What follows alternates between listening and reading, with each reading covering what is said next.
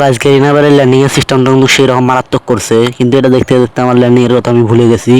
তো ল্যান্ডিং করিনি। তো গাইস ম্যাচের শুরুতে আমরা নেমে গেলাম পিকে। তো এখান থেকে আমরা কিছুটা লুট করবো। ওই সাইডে প্লেয়ার নামছে, ওরে মারতে দেওয়া লাগবে।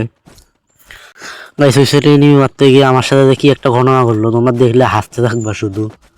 তো দেখতে থাকো। এখানে দেখো একটা প্লেয়ার যায়, ওরে আমি এখান থেকে ড্যামেজ দেওয়ার চেষ্টা করি কিন্তু পারি না।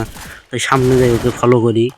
তো এখানে আসাটাই আমার ছিল সবচেয়ে বড় ভুল। এখানে এটা নক করি, নক করার পরে পেছনে দেখি প্লেয়ার, এটাও MP5 দিয়ে নক করে দিলাম।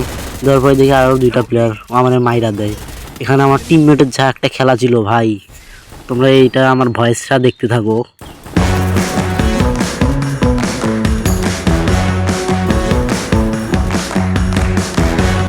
দেখো ভাই, তিনটা প্লেয়ার একা খেয়া দিচ্ছে, অন্য সময় পারে না, অন্য সময় শুধু মারা খায়।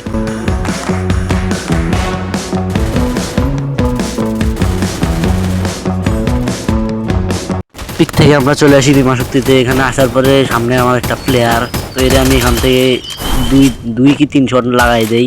তারপরে উপরে চলে যায়। এখানে আমার HP যে কত কমে আমি বাইচা যাই দেখো। দেখো মাত্র 16 HP না বাঁচছি।